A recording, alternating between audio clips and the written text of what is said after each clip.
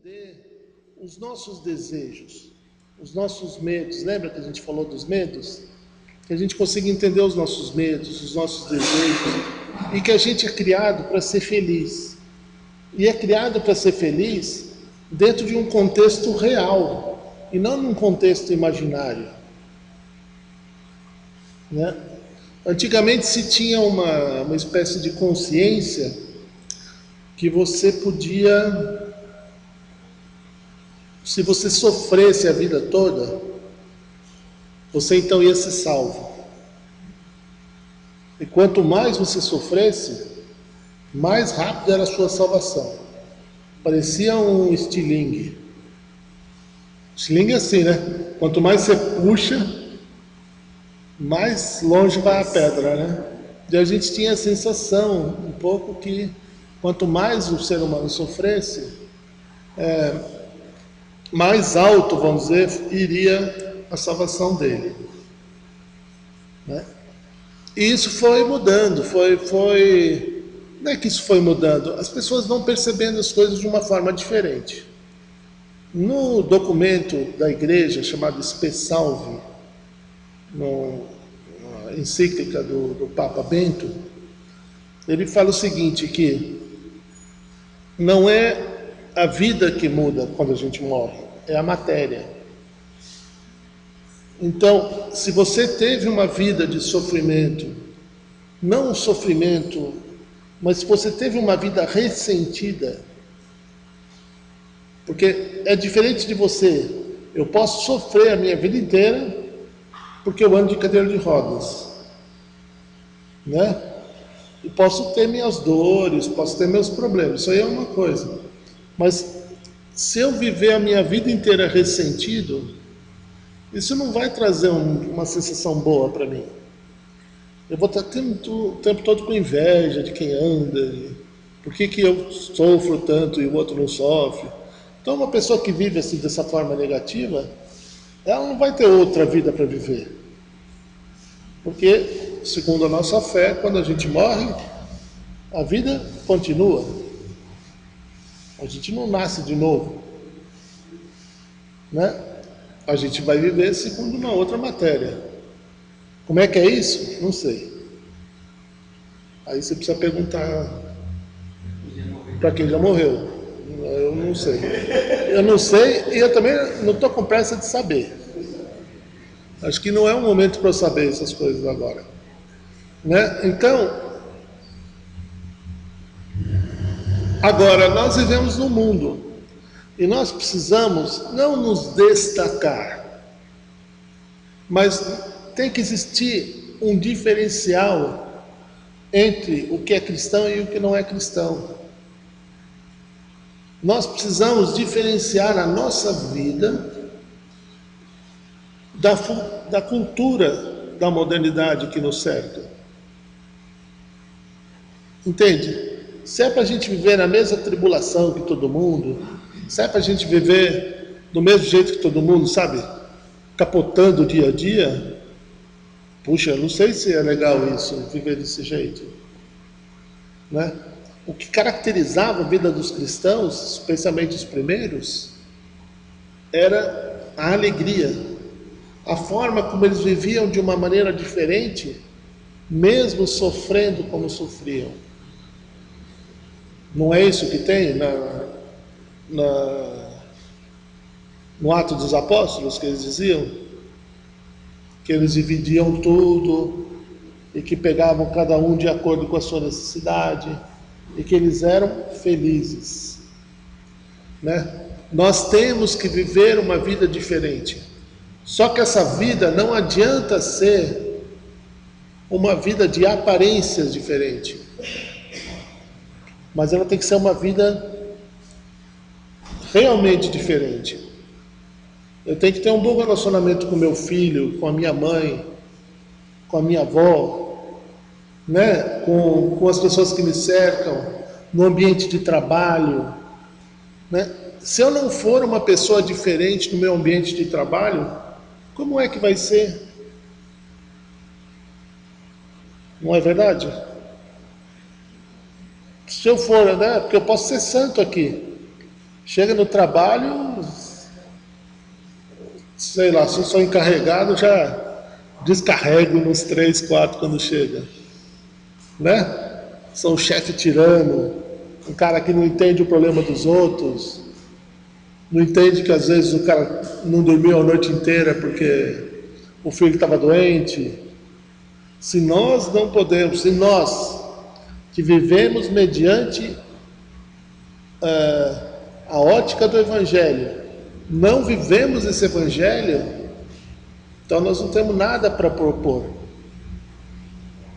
E é disso que o Karl Rahner falava. Ou serão místicos, ou serão pessoas enfiadas no mistério, né, mergulhadas no mistério, ou não serão nada. Serão fumaça, serão gente barulhenta. É isso que o cristão não pode ser. Não adianta nada ser barulhento, não adianta nada ficar louvando, levantando os braços, se aquilo não diz nada para o teu interior e para o teu coração. Né? E aí a gente começa a ver um pouco a vida dos santos. Gastem um tempo lendo Vida de Santo e vejam quantos já pautaram as suas vidas, já colocaram a sua esperança no amor verdadeiro, no amor mais profundo. Quantos colocaram a sua esperança não em si ou no que pode fazer, mas colocaram a sua esperança numa experiência misteriosa, que não pode ser comprovada, mas você se sentiu bem.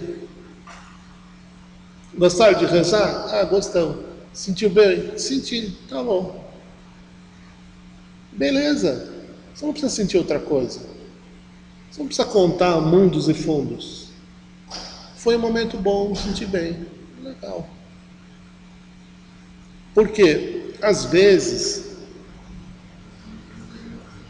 não sei se, acho que foi com você que eu falei, às vezes a gente está tão atribulado na vida que a gente encontra um momento desse onde a gente para e aí vem todo tipo de paranoia na cabeça. Alguém já foi na praia, tomou caixote, ficou de costas por mar, tomou aquela onda, né? Capotou na beira do mar, entrou areia até dentro da sunga, ficou aquela tragédia total. Às vezes não acontece isso na vida. Às vezes quando a gente para rezar, acontece isso. Por isso que tem muita gente que não consegue ficar em silêncio. Ah, eu não fico em silêncio, não consigo ficar quieto. Se eu fico quieto, eu fico ansioso. Claro, está com a vida atribulada, está com um monte de coisa na cabeça, não consegue parar, porque a hora que para, capota. Alguém aqui dirige caminhão? Caminhão daqueles caminhão de 2 partes. Quando você freia, tem que tomar cuidado, porque senão o que ele faz? Ele faz L, né? E quando ele faz L, o que acontece? Você capota. Às vezes a vida da gente faz L quando a gente para, porque a carga atrás está muito grande. E a nossa capacidade de frear está muito pequena. Né? Às vezes nós temos uma carga pesada atrás da gente. E para essa carga, às vezes eu vou precisar de um psicólogo, uma psicóloga. E não da igreja. Às vezes eu vou precisar me tratar. E dependendo da forma como eu me envolvo na igreja, eu acabo trocando uma compulsão por outra compulsão. Mas não vivo o mistério profundamente. O mistério de Deus. E é isso que eu quero trazer para vocês hoje. Ou viveremos o mistério, ou não seremos nada. Porque o que nós pareceremos ser, nós não seremos. E todo mundo sabe que é muito ruim a gente viver uma mentira. Uma mentira, não estou dizendo uma mentira horrorosa, estou dizendo da mentira do dia a dia, né? De você não ser a pessoa que você aparenta ser e ter que manter esse espetáculo que não é nada mais que uma palhaçada para você mesmo. Mas você fica envolvido naquilo. A gente falava na vinda, né? Às vezes a gente mente, né? Aí para cobrir uma mentira, você tirou uma pá de terra, você precisa de um caminhão, né? E assim você vai indo. Mas aí você deixou o outro lugar com um buraco. Aí para cobrir aquele buraco você já precisa de outros 2 caminhões. E assim vai. Na vida da gente vai entrando nisso, porque o nosso coração vacila. E a gente precisa, muitas vezes, fazer esse papel. Viver essa mentira. Mas se eu vivo o mistério de Deus na minha vida de verdade, o mistério e a minha vida, eu não preciso sair tapando o buraco. Ela passa a ser uma vida verdadeira, né? Então, né, a gente tem essas pessoas que pautaram as suas vidas dentro de um ambiente de uma vida de mistério, né? E a gente também tem pessoas que passam pela vida sem perceber nada. Quantos de vocês que fazem visita não vão na casa das pessoas, não encontram pessoas rancorosas, não encontram pessoas que, por conta do desamparo da vida, acabam descontando em vocês a própria frustração da vida delas. Precisa matar isso no peito, precisa entender as dificuldades dos outros, né? E aprender que existe uma realidade que é mais profunda e que não é bom para nós, não é bom para a gente ficar na superfície da vida, né? Pode ser muito legal a gente fazer uma visita, entrar e sair da casa das pessoas, mas com certeza é muito mais legal quando você se envolve com a pessoa. Vou contar uma coisa, por exemplo, que eu me lembro. Quando a minha esposa, ela é professora, e ela trabalhava numa escola na zona rural. E os pais, por falta de condição, de experiência e de sabedoria, resolveram, lá pelo 3º filho, só fazer o registro da criançada. E a última filha saiu com o ano errado. Então ela nasceu em 2003. Mas no cartório estava 2002. E então ela tinha que ir para entrar na primeira série. Quando era série, né? Agora tinha que mudar para a escola mais séria. Só que a criança não estava em condição ainda. Então o que ela fez? Falou com a mãe permitiu. Tá. Aí ela foi com a mãe na OAB para conseguir o advogado gratuito, para o advogado conseguir mudar a certidão de nascimento da menina para que ela pudesse fazer mais um ano na pré-escola e não precisar ir para a escola, vamos dizer, dos grandes. Porque o que ia acontecer? Quando ela entrasse, ela não ia conseguir acompanhar os outros. E o que a escola ia fazer com ela? O que a escola faz? Ou repete, você deve saber, você que é pequenininho. O que acontece com quem não acompanha? É reprovado ou fica escondido num canto da sala. Então essa criança, ela tinha uma chance muito maior do que os outros de ficar esquecida, de ser mais uma criança que não deu conta de estudar, de ser mais uma excluída do mundo.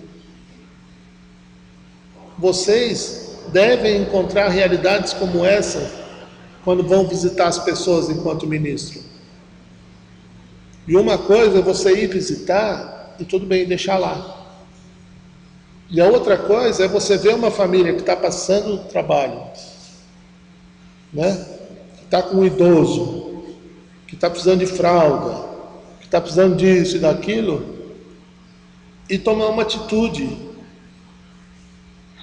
né? Ou está com um deficiente mental que está quebrando as coisas tudo dentro da casa, né? Ou está com um neto, filho, que usa crack, que já vendeu tudo, que a pessoa não consegue nem, né, ter nada dentro de casa. Todo dia tem que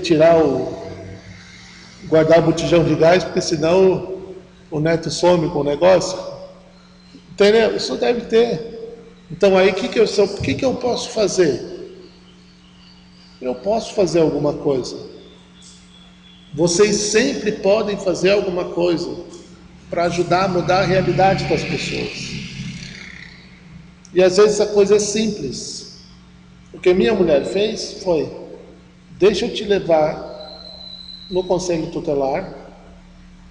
O próprio conselho tutelar pegou a mãe e a criança, levou na OAB, ela disparou um processo que aconteceu naturalmente.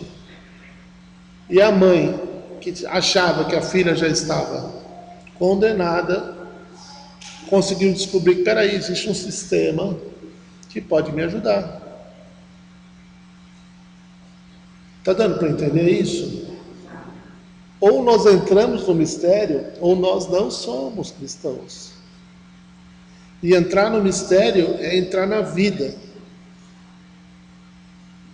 Entrar no mistério, muitas vezes, não é ficar ajoelhando na hora que a vida escurece. Muitas vezes, entrar no mistério de Deus é trocar o fusível, é tomar uma atitude concreta. Tudo bem até aí? Então, vamos pensar nos ídolos e vamos pensar na vida concreta, né? Oração nem sempre é só louvação. Ela também tem a referência, ela também tem o serviço. Tudo isso tem que ser vivido espiritualmente. Senão a gente não penetra no mistério. Porque dentro da nossa comunidade tem pessoas que vão viver em profundidade e tem pessoas que vão viver na superficialidade. A nossa fé tem lugar para todas essas pessoas. E se você for conversar com um evangélico, lá dentro da igreja deles, ele vai dizer: aqui também tem isso aqui. Todo lugar tem, né? Pessoas que se comprometem mais, pessoas que se comprometem menos. Só que o compromisso não é só serviço. O compromisso é também a gente estar junto com as pessoas. E é também a gente dar um tempo para se encontrar com Deus. Eu falava com... Como é que eu chamo? Falava com o Vanberto, o coordenador. É importante encontrar espaços onde vocês possam partilhar as experiências que vocês tiveram nas casas das pessoas. Porque às vezes você foi dar comunhão para alguém e foi lindo. Foi uma experiência ótima, que vai ajudar você e os outros a entender melhor a experiência de Deus que está acontecendo ali. Às vezes pode ser que você tenha tido uma experiência ruim. Chegou na casa da pessoa, o cara não deixou nem desligar a TV para receber a comunhão. Que deve acontecer. Né? O filho deve ficar, saco essas pessoas que não vêm aqui encher o saco. Vocês vão ver de tudo. Né? Por isso que é importante saber quem é que a gente segue. Por que é que eu fui criado? Louvor, reverência e serviço. Né? Então, a gente precisa ter uma experiência de Deus. Que é o que a gente vai ver no Evangelho de hoje, dos Emaús aí, dos homens de Emaús. Eles tiveram uma experiência de Deus. E na experiência de Deus, eles então perceberam algo. E viram e reconheceram aonde Deus estava. Né? Mas é esse Deus que vive no escondido, que está marcado dentro na parte de dentro do nosso coração, é que nós precisamos perceber a presença não de um Deus vitorioso, mas de um amante que nos abraça internamente e que nos dá o conforto que nós precisamos. Minha gente, ninguém dá o que não tem. Se você está com a vida atribulada, não vai ser na casa das pessoas que estão doentes ou com problema na família que vocês vão encontrar Deus. Agora, se você está consciente, se você é uma pessoa que vive a sua vida de oração, quando você for visitar a pessoa, por mais problema que ela tenha, você não vai ver o problema. Você vai ver o mistério de Deus acontecendo. E esse mistério vai vir através de vocês. Porque vocês que são ministros, podem não ser Deus, mas são a torneira por onde Deus passa. E é disso que se trata o trabalho de vocês. No momento em que eu estou fechado, em que eu não consigo viver essa presença de Deus, eu posso jogar quanta água eu quiser na sua caixa d'água. Transborda a caixa d'água, mas pela sua torneirinha não passa nada. Entendeu o que eu estou falando? Guardem tempo para compartilhar entre vocês as boas experiências que vocês tiveram no trabalho. O que foi bom? O que foi menos bom? No que eu posso melhorar? Né? Porque a fé, a esperança e a caridade, elas não caminham separadas, elas estão sempre juntas. Não existe uma pessoa que tenha muita fé, mas seja molenga e incapaz de ajudar os outros. Não é verdade? A pessoa que tem fé, ela está sempre pronta para o serviço. A pessoa que tem fé, ela está sempre fazendo planos, ela está sempre buscando possibilidades. Se dá um problema, ela dá uma solução. Né? Esses dias eu tenho um jardim na minha casa, tem 600 metros de grama. E onde tem grama tem mato. Né? Então eu precisava de um jardineiro para tirar o mato. Aí eu fui conversar com Aí o cara, além de me arrumar mais um problema, ele já me contou que não sei o quê, que ele não tenha, que ele quer ir, mas não tem a ferramenta. Entende? Agora, eu vou chamar um cara para resolver um problema para mim. Ele vai me arrumar outro problema? Às vezes não, a gente não é assim, principalmente na hora de ajudar os outros. A nossa preguiça, a nossa tibieza, a nossa fraqueza faz com que a gente murche na fé, na esperança e na caridade. Essas três, fé, esperança e caridade, sempre caminham juntas. Quem tem fé sempre tem esperança e é incapaz de ver uma situação de morte sem intervir nela. Tá ok?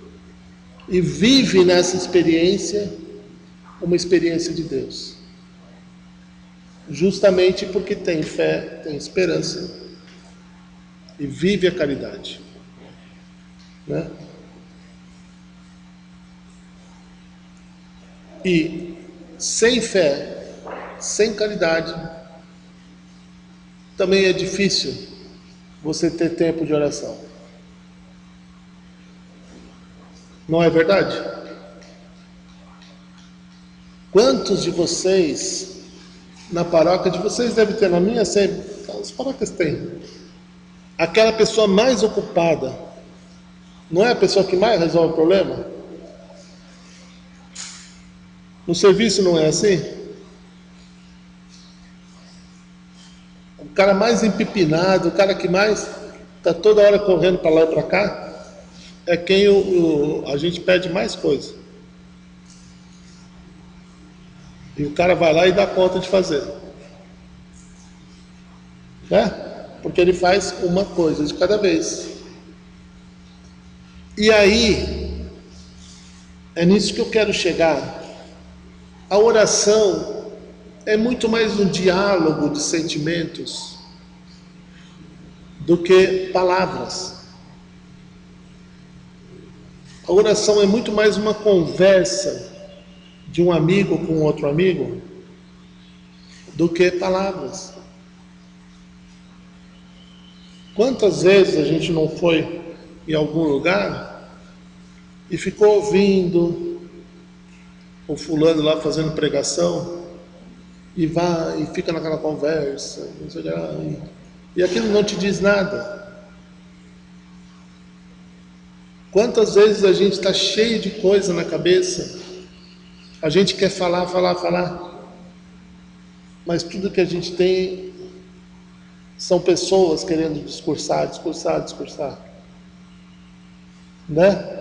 Quantas vezes uma pessoa está precisando, né? Quantas vezes com vocês, por exemplo, não acontece de você ir visitar uma pessoa, ou você está com uma pessoa e a pessoa vai lá e fala. Ai, que bom que é conversar com você. Não acontece isso com vocês? Comigo já aconteceu. Eu não falei nada, não falei uma palavra. E a pessoa falou. Ai, como é bom conversar com você. Tem um bicho lá que ela morde, a abelha. Deixa eu tirar. Agora. Ah, deixa ela. Então. Deixa a abelha aí, pessoal. Deixa a abelha ser abelha. Né? Então, não, mas isso que eu estou falando não acontece com vocês? Puxa, como foi bom falar com você. Você não falou nada. A pessoa entrou no problema, saiu. E às vezes a nossa vida é só ouvir mesmo. Não tem muito o que falar. Né? Compartilhar tristezas, compartilhar com as pessoas a raiva. Né? Às vezes a pessoa está com raiva, ela está brava. Eu quero matar. E quem está no caminho? Você. Né? É tudo que a pessoa tem para descontar a raiva e a tristeza dela.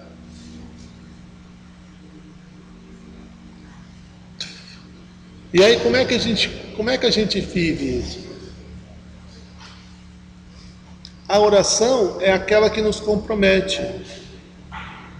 A oração é aquela que nos faz ter tempo para falar, para ouvir, para escutar, né? A oração é aquela que sabe, da pessoa que sabe ouvir Deus no outro. Quem reconhece o sagrado, reconhece o sagrado em tudo que está à sua volta, né? Agora, o que a oração não é? A oração não é isso que eu estou fazendo aqui. Nós não estamos rezando. Oração não é monólogo. Oração não é você ficar falando e Deus escutando. Né? A oração é um diálogo interpessoal. A oração, ela é encontro. A oração não é solidão. Né? Não sei se algum de vocês sentiu, mas a ideia, quando eu propus de vocês ficarem sozinhos, não era que vocês se sentissem sozinhos, mas que vocês pudessem ter um momento de encontro, de conversa com Deus, aonde você falasse e aonde Deus falasse diretamente ao teu coração. Isso é oração, né? Na oração é necessário a presença das pessoas. Como é que eu vou ter uma conversa se eu não estou presente? Como é que eu vou ter uma conversa se no meu momento de oração eu estou pensando? Como é que Maria ia ouvir o anjo Gabriel se ela tivesse preocupada só com a pilha de roupa que ela tinha para passar? Ah, fica quieta aí, anjo, agora eu estou trabalhando aqui, não enche o saco.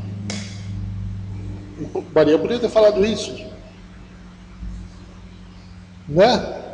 Mas ela ouve a proposta de Deus. Interessante que a gente começa a perceber que Deus não vai se manifestar naquele momento em que você estiver pronto. Ou aqui quem casou, por exemplo. Quem casou e teve filho? O que acontece quando a gente sabe que tem filho? A gente fica com medo, não fica? Fica pensando, puxa, como é que vai ser? Né? Agora vai ter que ser sério o negócio. Se você tivesse planejado para ter filho, você não esperaria mais um pouco? Muitas vezes teria esperado mais um pouco. Mas a vida não é assim, esperar mais um pouco. E a oração também não é assim. É Deus que fala e nós que escutamos. Somos nós falando e Deus escutando. E quem é que precisa estar nessa conversa? Eu e Deus. Se eu venho na missa e fico pensando na festa do Poço de Monta de Bragança, ou fico pensando no forrozão que eu fui na noite anterior, ou no forrozão que eu vou depois da missa, opa, eu não estava presente ali. Como é que eu queria que Deus falasse comigo? Não fala, você não está ali. Deus fala quando a gente está presente. Está claro isso? Né? E como é que a gente faz, né, para perceber essa presença?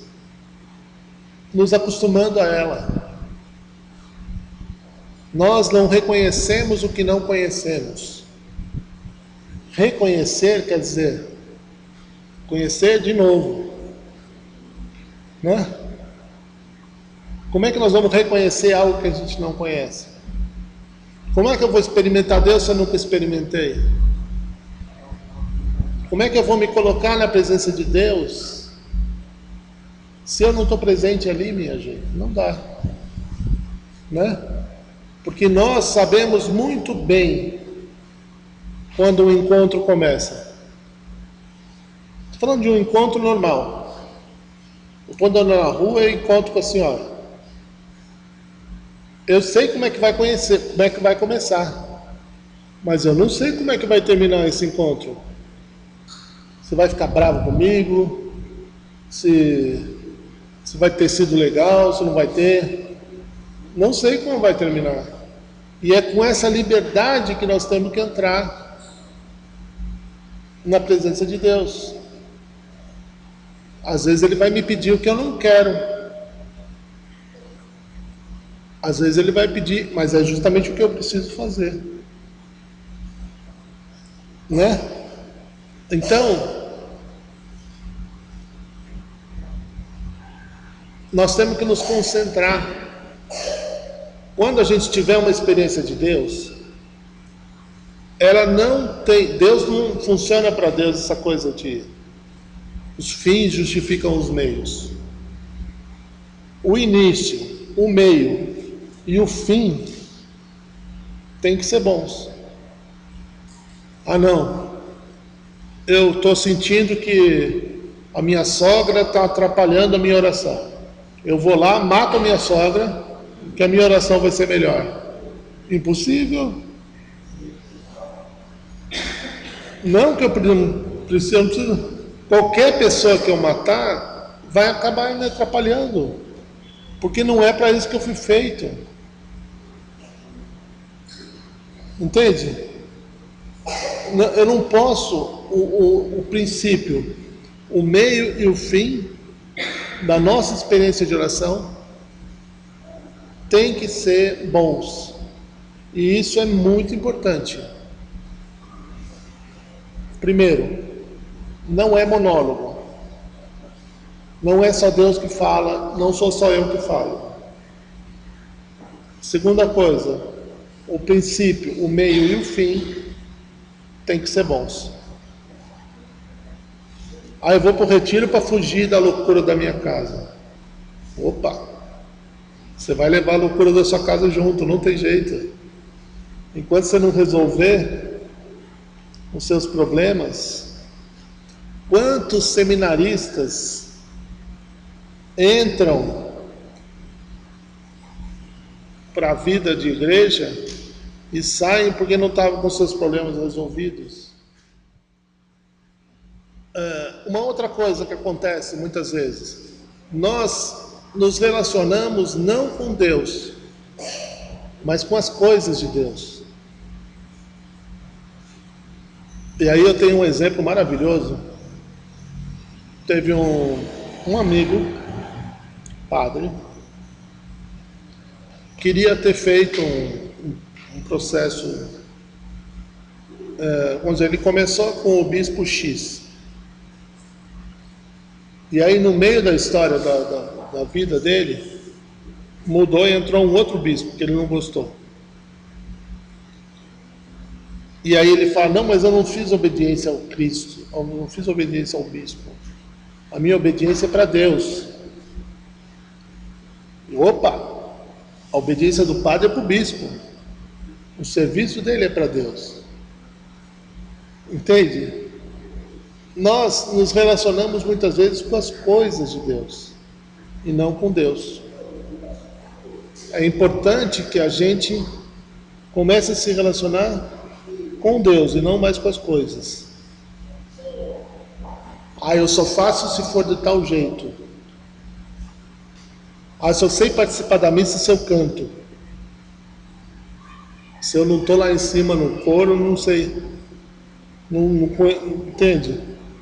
Opa, calma aí. Tá? O que é que eu vim buscar? Louvar, reverenciar, servir a Deus.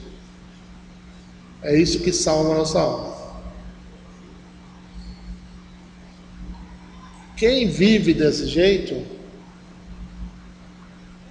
ele pode ficar no âmbito das coisas, à volta das coisas, mas ele não penetra. É como escolher namorar uma pessoa pelo que ela tem. Ah, vou namorar com o fulano porque ele é rico, né?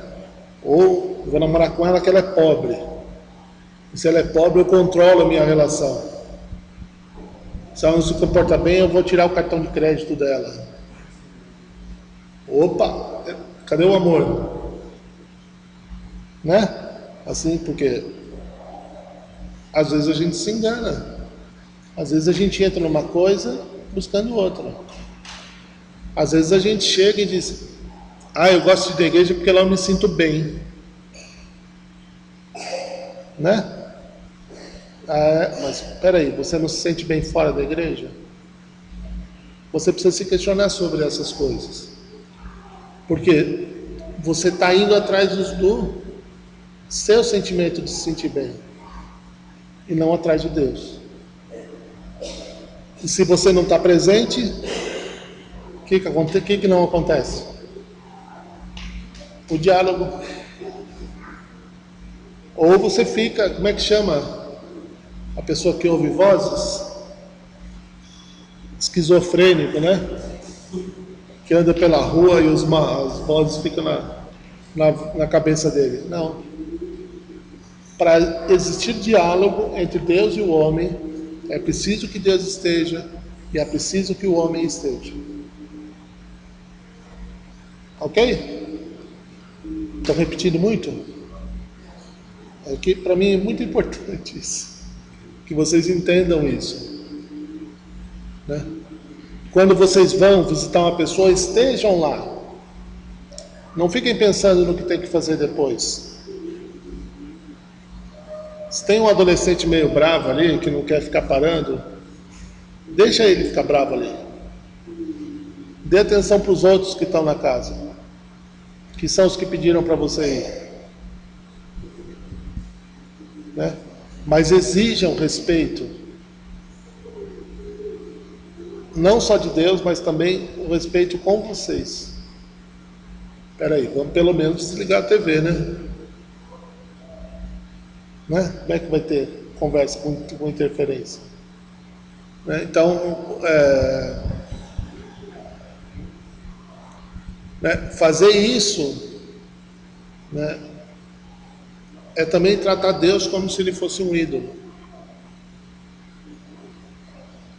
Não esperar a resposta de Deus é tratar Deus como um ídolo. A resposta dele vem de dentro para fora. Ela vai acontecer no interior do coração da gente. Né? Ela vai vir através de um sentimento. Às vezes ela vai vir através de um medo, vocês perguntaram. Né? Uma pessoa que, por exemplo, que está indo de bem para melhor, né? O que o bom espírito vai fazer? Vai dizer para ela: continua, vai em frente. Não é?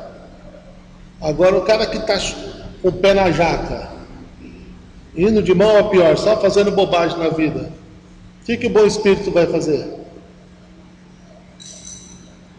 Vai impedir ele, vai dar tristeza, vai dar remorso. E o que o mau espírito vai fazer? Vai dizer para ele: vai em frente, é isso mesmo. Chuta o pau da barraca. Dá para entender? Às vezes a mesma coisa que é boa, para outra pessoa é ruim. E a gente precisa lidar com isso. Porque a vida não tem certo e errado. A vida é o que a vida é. E as nossas circunstâncias são o que as nossas circunstâncias são, né? Deus também não pode ser manipulado. Deus não é uma peça de tabuleiro que eu jogo o dado e ele dá mais 3 passinhos. Não é uma aspirina que eu tomo para passar minha dor quando eu estou ansioso ou com dor de cabeça. Né? A gente às vezes pensa assim, né? Ah, eu vou para a igreja porque está muita confusão aqui em casa, eu vou para a igreja, ver se isso passa.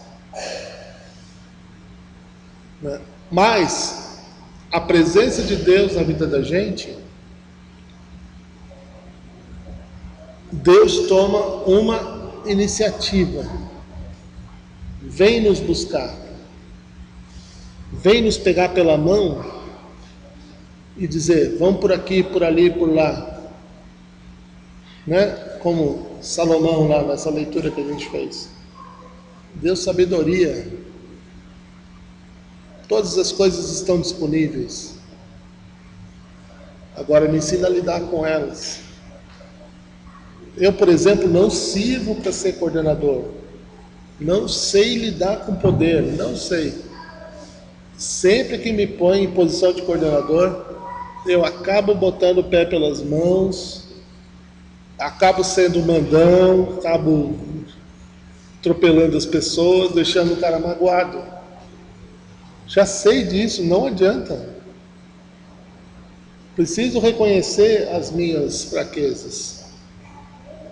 Não sou bom coordenador, já sei disso, não me ponha lá. Né? Então, a relação com Deus é uma relação que a gente chama intersubjetiva, entre 2 sujeitos, o sujeito Deus e o sujeito homem, o sujeito Deus ou o sujeito mulher, né? Esses 2 sujeitos se encontram e vão construir uma nova frase. Eu e Deus, Deus e eu. E nessa experiência é que eu construo a minha história com Deus. Não mais de ouvir falar, não mais de repetir fórmulas, mas agora sou eu com Deus e Ele comigo. Nós então passamos a escrever um novo evangelho, né? Deus não é mais aquele distante, aquele que está lá no céu, aquele a quem nós não podemos encontrar. Mas Deus também não é tudo. O meu cactus não é Deus. Não porque ele me pica, mas porque ele também é criatura, como eu sou criatura. Esse banco não é Deus.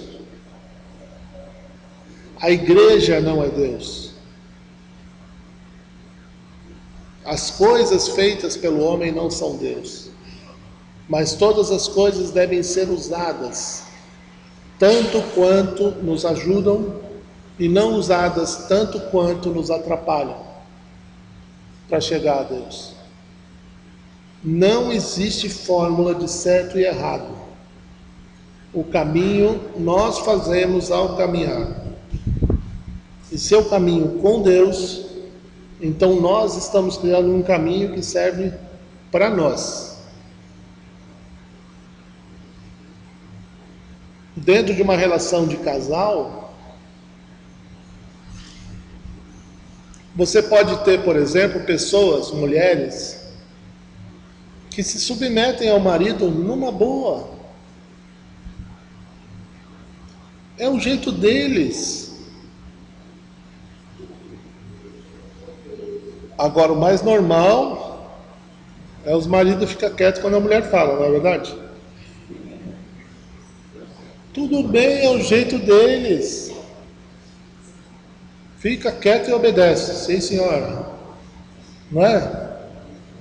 A gente pode falar o que fala, mas não, né? Porque a relação se constrói entre os dois.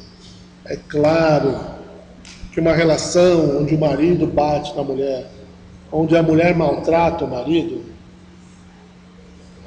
é claro que nós não estamos falando disso, né, minha gente? Lembra lá? Aquilo que é permitido e que não é proibido? Nós não estamos falando de uma relação absurda de dominação e de maldade, não. Nós estamos falando de uma relação de pessoas que se amam. Tá claro isso? Não é em briga de marido e mulher, ninguém mete a colher. Isso não é uma regra boa. Porque às vezes a gente tem que ajudar. Às vezes a gente tem que se meter, porque a situação que está acontecendo é uma situação absurda. A mulher está apanhando, o marido está apanhando, as crianças estão sofrendo. Entende? Não entende que essa regra também não dá para levar a sério? Às vezes a gente precisa intervir. Quantos de nós não temos casais dentro da nossa família com problema de álcool, com problema de abuso da família? Quantos de nós não conhecemos famílias que têm um deficiente mental que está sendo abusado de alguma forma? Sabe? A gente precisa intervir. E não é a gente ir lá chutar a boca de quem está sendo malvado. Em alguns casos a gente tem que chamar a polícia. Em alguns casos a gente tem que ir sim no conselho tutelar. Entende? Nós precisamos nos envolver. E nos envolver não quer dizer meter. Nós precisamos criar um diálogo. E quem precisa estar presente no diálogo? As duas pessoas. Eu e Deus, Deus e eu. Se eu quero conversar com você, eu preciso estar lá presente. E o que fala Santo Inácio sobre isso? Ele fala, para que a gente não erre nunca, e você está vendo que a pessoa está fazendo errado alguma coisa, pergunta como ela entende. E se ela entende mal, corrija-o com amor. A correção fraterna também é importante dentro da nossa comunidade. Não estou falando para vocês exporem, mas que você pode chamar num canto. E se o cara é ignorante, chama um cara grandão que nem ele. Ei, você que é grandão, vamos lá que o cara é meio ignorante, preciso de alguém para me proteger. Entendeu? Leva um cara grandão com você e fala, não, você se acalma aí que você está fazendo coisa errada.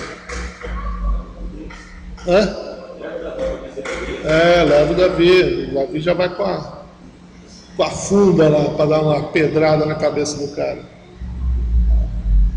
Tá claro isso? Não dá para eu fingir que não tem ninguém. E o meu encontro com Deus é um encontro com os homens. E o meu encontro com os homens sempre é um encontro divino. Porque a descoberta de Deus frequentemente está na vida do outro. Está naquilo que o outro pode me trazer de Deus. Porque o outro tem uma visão que eu não tenho.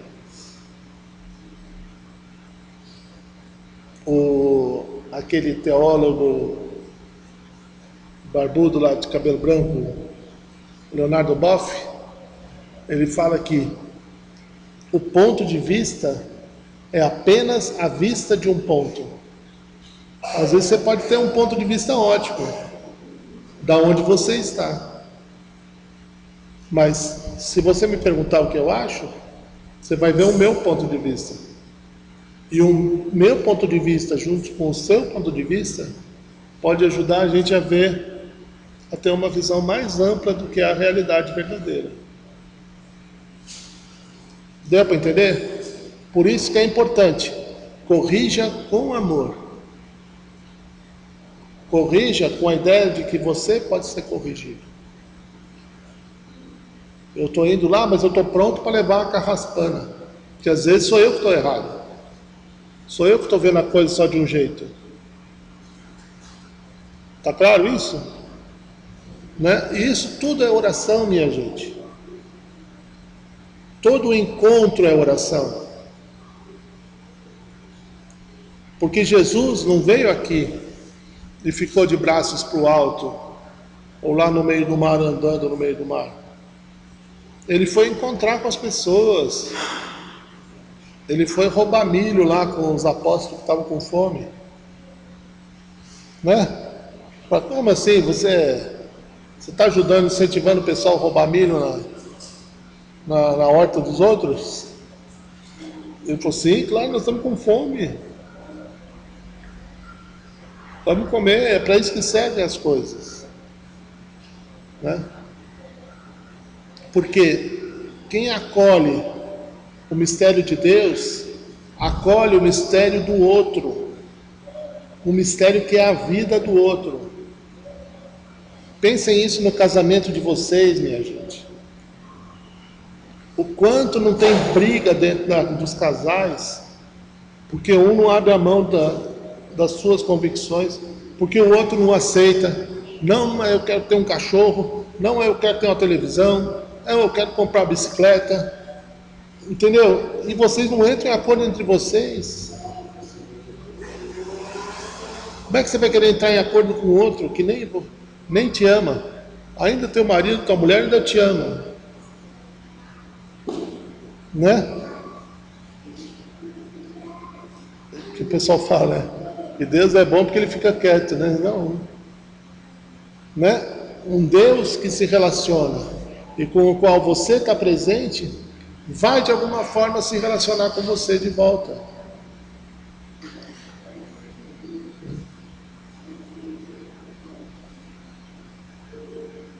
E aí é que a gente vai sentir naturalmente, no momento da oração, louvor, reverência e serviço. Isso é uma atitude natural, normal. No momento em que eu me sinto amado, eu tenho essa reverência. Né? É natural que eu ame. E é natural que os meus gestos sejam gestos de quem ama.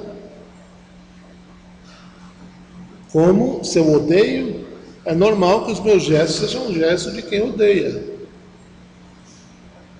Né? Ou você acha que uma pessoa vai para a briga, né, sem se preparar alguma coisa? Não. Você vai para a briga, você tem que levar alguma coisa para brigar. Né?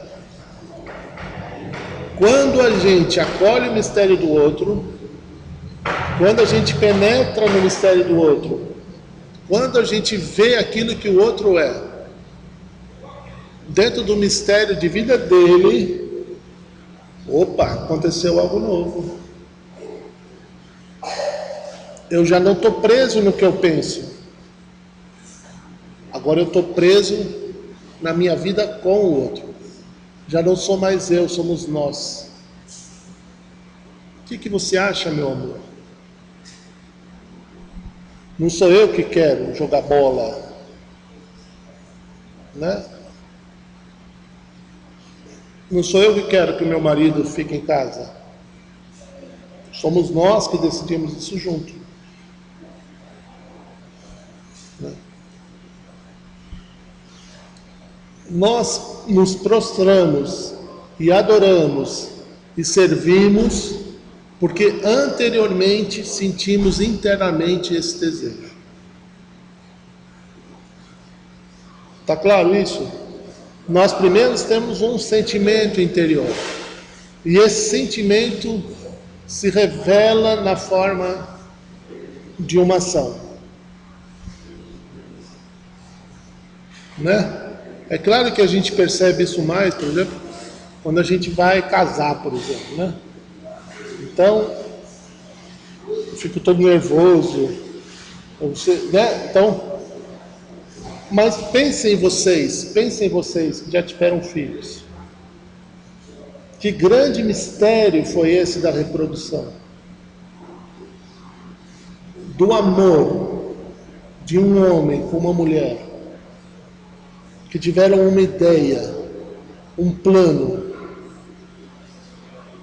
e através de um ato concreto, aquilo que um dia foi uma ideia, agora está andando com a gente. Está dando palpite. Dá palpite? Está ensinando a gente a mexer no tablet. Né? Fica dando lição na gente. Gente, aquilo é uma proposta de amor, andando, caminhando, desfrutando da vida, nos dando outros pontos de vista.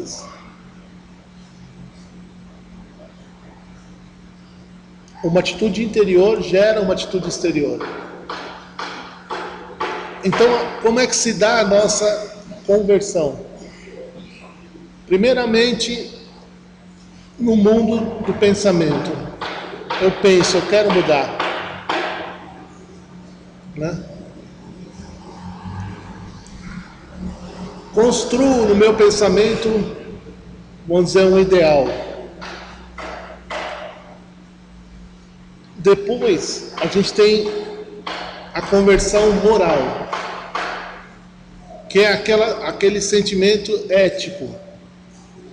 Eu me converto, moralmente me sinto levado, sinto que aquilo é uma coisa que faz bem para mim. Né? E aí então eu vou ter a conversão religiosa, que é essa presença, essa sensação de que Deus conversa comigo e que eu converso com Deus. Mas é preciso que a gente consiga nos relacionar com Deus, vivendo com Ele, falando com Ele e ouvindo que Ele. A criatura encontra o seu Criador. Esse é o grande mistério. Essa é a grande experiência. Já não sou mais eu que vive, é Cristo que vive em mim. Esse é o terceiro passo da conversão. Já não é mais o meu desejo, agora é o desejo que vai comigo. Né? E aí, como é que é o Evangelho? Aí o Evangelho é segundo o Zezinho, Evangelho segundo o Raimundo, Evangelho segundo, como é que é o seu nome? Evangelho segundo José, segundo a Dona Lourdes, porque vocês, muitas vezes, vocês que visitam as pessoas, são a única experiência de Deus que aquela criatura teve. Vocês entendem a gravidade disso?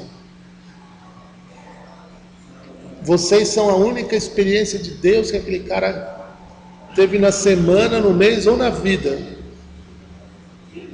E se você chega lá com pressa e com mau humor, é isso que ele vai guardar, porque vocês são a presença de Deus para ele. Se vocês não tiverem respeito com essa hóstia que vocês carregam para a vida e para a casa das pessoas, como vocês esperam que as pessoas tenham? Vocês são o Evangelho das pessoas. É lendo as atitudes de vocês que o Filho de vocês e que as pessoas que estão recebendo Deus através de vocês vão conhecer Deus. Vocês são o Evangelho de Deus. Vocês são muitas vezes a esperança das pessoas. Né? É Deus que entra na vida de vocês e que verdadeiramente se revela na vida dos outros.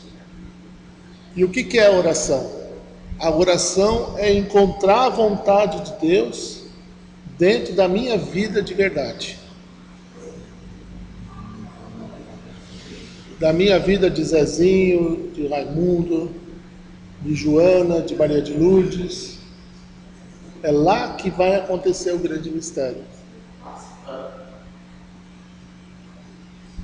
E aí, o que acontece? Algumas pessoas se cristificam. Algumas pessoas vivem e acabam sendo o mistério de Deus para outras pessoas. E algumas pessoas se satanizam. Algumas pessoas são uma experiência ruim para as outras pessoas. E essa é uma opção que primeiro acontece internamente. E ele fala no final do texto aqui: no fim da nossa caminhada pela terra, a gente sempre acaba se parecendo com alguém. E a gente não acaba se parecendo com alguém que a gente não conhece. A gente acaba se parecendo com alguém que caminhou a vida inteira com a gente.